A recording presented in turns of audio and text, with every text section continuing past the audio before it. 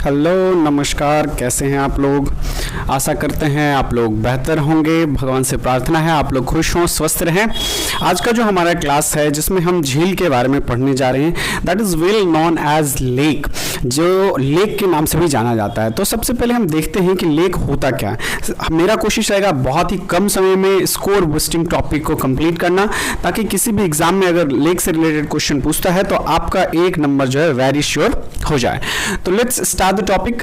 And यहाँ पे क्या है कि जो झील है, झील क्या होता है एक्चुअली में, झील क्या होता है और नदी क्या होता है, ये समझना थोड़ा सा इंपॉर्टेंट हो जाता है। झील एक ऐसा बड़ा सा गड्ढा होता है, एक ऐसा बड़ा सा गड्ढा होता है जिसका सोर्स, जिसका मतलब जैसे कि झील है तो इसमें पानी होगा, तो इसका जो अगर हम पानी के सोर्स की बात करें तो ये वर्षा पे आश्रित नहीं होता है। ये वर्षा पे आश्रित नहीं होता है। इसके पानी का जो मतलब कनेक्शन होता है वो इंटरलिंक्ड होता है, जमीन के नीचे से होता है। ये कभी सूखता नहीं है।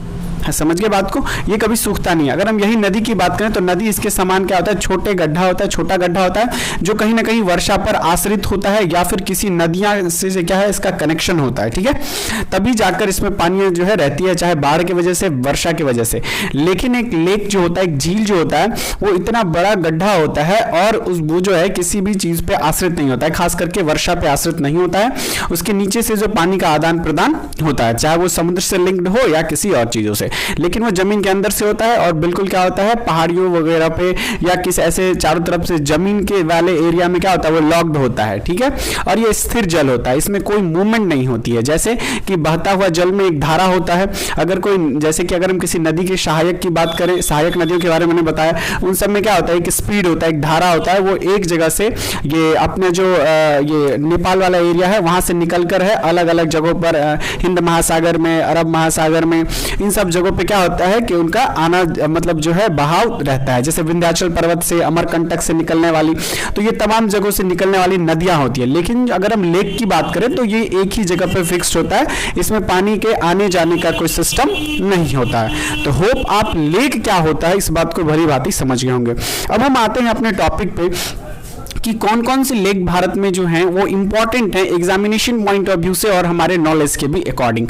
तो सबसे पहले हम देखते हैं कि डल झील। डल झील जो है ये बहुत ही महत्वपूर्ण झील है और ये कहां पर है। डल झील की बात करें तो ये जम्मू एंड कश्मीर के श्रीनगर में है और ये पर्यटन के लिए बखूबी जाना जाता है। तो पर्यटन के लिए जाने जाने वाला अगर हम झील की बात करें तो कौन सा झील है, ये डल झील है और ये जम्मू एंड कश्मीर में है। इसके बाद सेकंड में कौन सा है, वुलर झील है। ये भी कहां पे आता है, ये भी जम्मू एंड कश्मीर में आता है और मीठे पानी का सबसे बड़ा झील। अब देखिए कि झील में एक चीज मैंने आपको और बता देता हूं कि झील दो तरह का होता है, एक कृत्रिम झील होता है और एक मानव द्वारा निर्मित झील होता है। तो कृत्रिम झील हो गया और मतलब एक कृत्रिम होता है और एक प्राकृतिक होता है। कृत्रिम का ही अर्थ होता है कि मानव द्वारा निर्मित, जो टेक्नोलॉजी बेस्ड होता है, वो किसी एक खास पर्पस के लिए बनाया जाता है, ठीक है।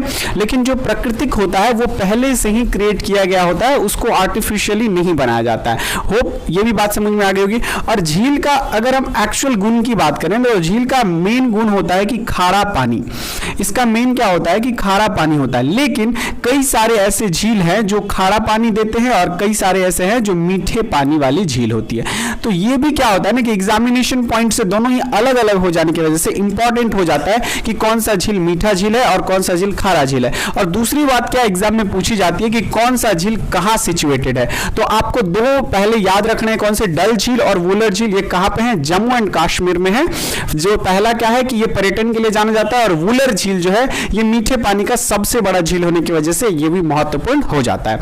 ये दो चीज आपको याद रखनी है। इसके बाद एक रिमार्क मैंने यहाँ पे रख दिया है ताकि आप ना कंफ्यूज ना हो और आपके लिए एक बेनिफिट हो जाए, आपको ज्यादा झील नहीं याद करना पड़ेगा। कैसे कि नाग वाले झील, मतलब जितने भी नाग वाले झील होंगे, जैसे कि अनंत नाग हो गया, बेरी नाग हो गया, तो नाग वाले जैसे जितने भी झील आएंगे, अगर आपके क्वेश्चन में नाग वाले झील के बारे में पूछ रहा है, आपको कुछ नहीं सोचना है, आपको जम्मू कश्मीर ऑप्शन क्लिक कर देना है। बात समझ में आई।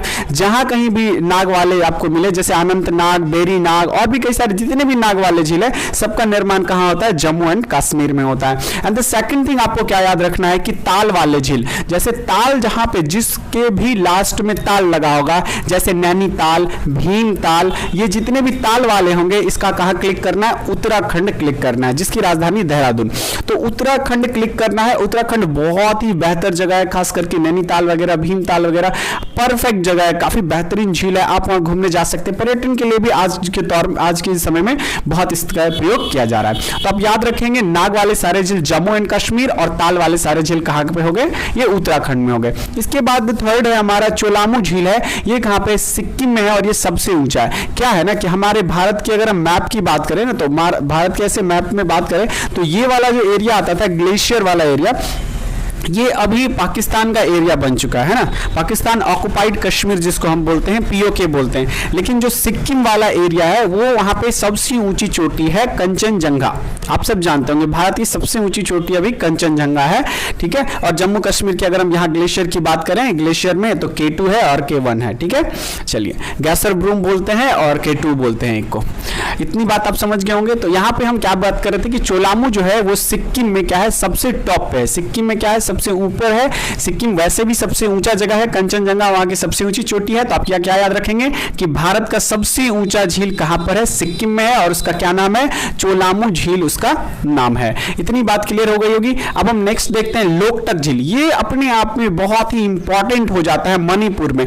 क्यों इंपॉर्टेंट हो जाता है कि लोकटक झील इतनी बड़ी झील है कि वहां पे आपको एवरीथिंग, मणिपुर में लोकटक झील के में आपको एवरीथिंग देखने को मिलेगा। वहां लोग नदियों में रहते हैं, मतलब झील पे ही रहते हैं, झील पे ही उनका नाव निर्मित है जिस पर वो आसानी से क्या करते हैं कि रहते हैं, सोते हैं, खाना बनाने का काम। इनफैक्ट वहां पे डाक ऑफिस भी जो है ना तैरता हुआ है। और सबसे भयंकर बात तो ये है कि वहां एक कैबुल नाम जाओ नाम का एक राष्ट्रीय उद्यान है, जो भी क्या है, तैरता हुआ राष्ट्रीय उद्यान है। इसीलिए लोकटक झील जो है एग्जाम में बराबर पूछे जाते हैं कि लोकटक झील जो है वो कहां पर है। तो आप क्या याद रखेंगे, लोकटक झील मणिपुर में है और वहां एक कैबुल नाम जाओ तैरता हुआ राष्ट्रीय उद्यान है। ये एग्जामिनेशन के लिए इसलिए इंपॉर्टेंट हो जाता है कि लोगों को ये बात नहीं पता होता है कि तैरता हुआ भी कोई झील मतलब राष्ट्रीय उद्यान हो सकता है। वहां एवरीथिंग है, वहां स्कूल भी जो है ऐसे करके क्या है कि वो पानी में फ्लोट कर रहा है, पानी पे तैर रहा है,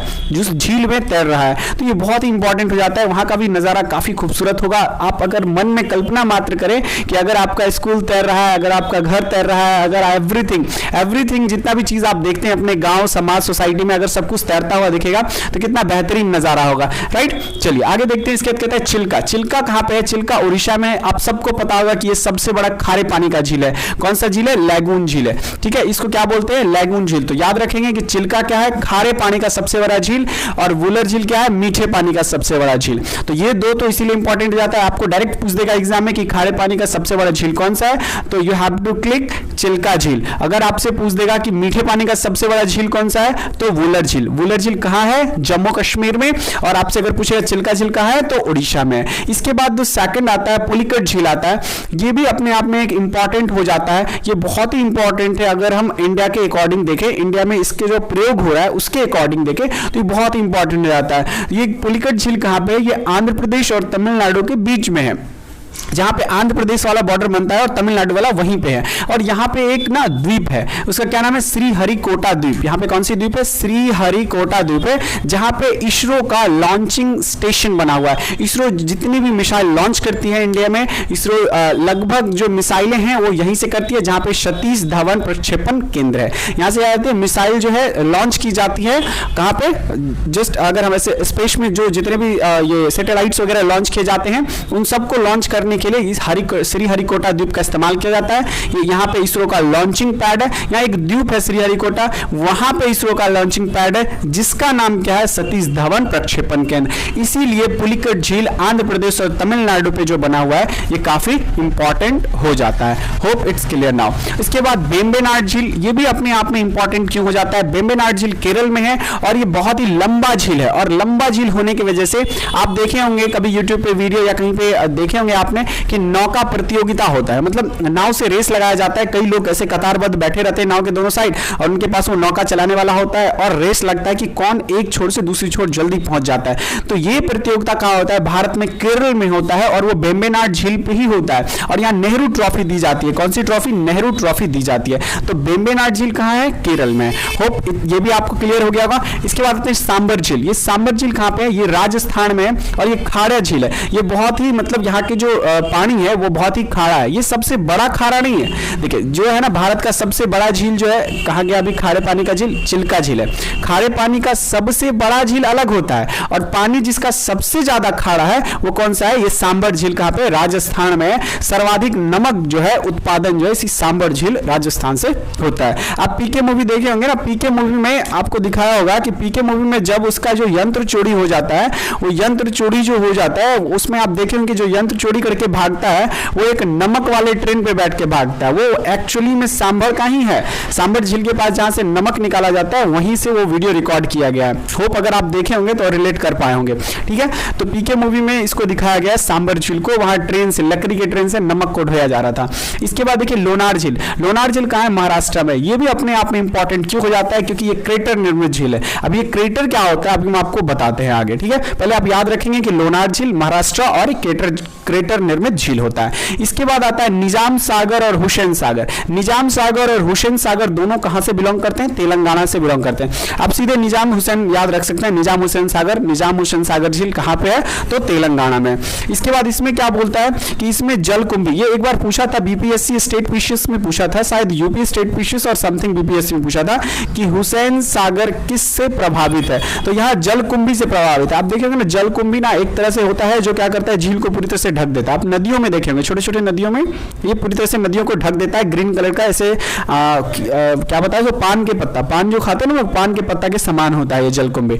तो जलकुंभी प्रभावित कौन से है, तो हुसैन झील है। और निजाम सागर कहां है, तेलंगाना में। निजाम और हुसैन दोनों तेलंगाना में है, लेकिन हुसैन सागर झील किससे प्रभावित है, जलकुंभी से प्रभावित है। And the last one is a Kolleru झील। ये कोलेरू झील कहां पे है, तो आंध्र प्रदेश में। इसमें ऐसी कोई खास बात नहीं है जो हमें याद रखनी है। कोलेरू झील कहां है, आंध्र प्रदेश में, बस इतना ही याद रखना है इसमें। अब हम आते हैं कि एक्चुअली में जो झील का निर्माण होता है वो कई जगहों पे कालडेरा की झील की वजह से होता है और कई जगहों पे क्रेटर झील की वजह से होता है। ये होता क्या है एक्चुअली में, इसका जो ये संबंध है, कालडेरा झील का संबंध है, वो संबंध है ज्वालामुखी के द्वारा। जब भी कभी ज्वालामुखी फटता है, जो पहाड़ों के बीच से ये ज्वालामुखी जो फटते हैं और ज्वालामुखी के फटने के वजह से जब ये ज्वालामुखी मर जाता है इन द सेंस कि अब इसमें जो है इस तरह के जो है लावा नहीं निकलते हैं और ये कई सालों तक नहीं निकलने के बाद क्या होता है, यहाँ इस तरह से क्या होता है, गड्ढा बन जाता है, इस तरह का गड्ढा बन जाता है और धीरे धीरे क्या होता है, इस पे जो है हवाओं का, पानी का, इसके उसके वजह से, इस पे फ्रिक्शन के वजह से ये टूट टूट कर क्या हो जाता है, ये काफी बड़ा स्पेस बन जाता है कुछ इस तरीके से। अब यहाँ क्या होता है, ये भी इसके साथ भी कुछ ना कुछ क्या होगा, फ्रिक्शन फोर्स लगेगा, जिसकी वजह से ये क्या होगा, टूट टूट कर क्या बन जाएगा, इस तरह का पर्वत बन जाएगा। पर्वत भी तो टूटता है ना, पानी की वजह से, हवा की वजह से, उस पर जो प्रेशर लगता है उसकी वजह से। अब यहाँ पे क्या होगा, एक झील का निर्माण हो जाएगा। तो अगर ज्वालामुखी के डेथ होने के बाद ही ये क्या होता है, झील का निर्माण हो जाता है। तो जब ज्वालामुखी के वजह से, मतलब ज्वालामुखी के वजह से अगर झील का निर्माण हुआ है या वहां फ्यूचर में या पास्ट में कभी भी ज्वालामुखी रहा है तो उसे कालडेरा झील कहते हैं। क्या कहते हैं उसे, कालडेरा झील कहते हैं। लेकिन क्रेटर झील क्या होता है, क्रेटर झील होता है कि आसमान जो होता है, हमारे आसमान में जो क्षुद्र ग्रह है, क्षुद्र ग्रह का जो हमारे पृथ्वी पे गिरता है, क्षुद्र ग्रह जब भी हमारे पृथ्वी पे गिरता है तो क्या करता है, एक गड्ढा नुमा स्ट्रक्चर बना देता है। और इतने बड़े बड़े पत्थर होते हैं कि वो काफी मतलब जो है जमीन पर गड्ढे कर देते हैं। अगर आपको इसका जीता जागता एग्जाम्पल देखना है तो आप चंद्रमा पे देख सकते हैं। चंद्रमा पे सबसे ज्यादा क्या होता है, अटैक होता है किसका, उल्का पिंड का होता है। तो उल्का पिंड के गिरने से जो जगह बन जाता है, जो बड़ा सा गड्ढा बन जाता है, उनके द्वारा जो भी निर्मित झील होता है उसे हम क्रेटर झील कहते हैं। और भारत में क्रेटर झील का सबसे बढ़िया एग्जांपल लोनार झील है। लोनार झील किसके द्वारा निर्मित है, तो क्रेटर निर्मित झील है और ये कहां पे है, महाराष्ट्र में। तो एग्जाम में डायरेक्ट पूछेगा क्रेटर द्वारा निर्मित झील का नाम बता, ऑप्शन में लोनार होगा, सेकंड या थर्ड नंबर पे, बिना कुछ सोचे इसको टिक कर देंगे। ठीक है, चलिए इतना बात आपको समझ में आया होगा। आज के लिए हम यहीं तक रखते हैं, आज यहीं पे साइन ऑफ करते हैं। मिलते हैं आपसे नेक्स्ट सेशन में फिर किसी स्कोरिंग टॉपिक के साथ। आज के लिए इतना ही, थैंक यू सो मच।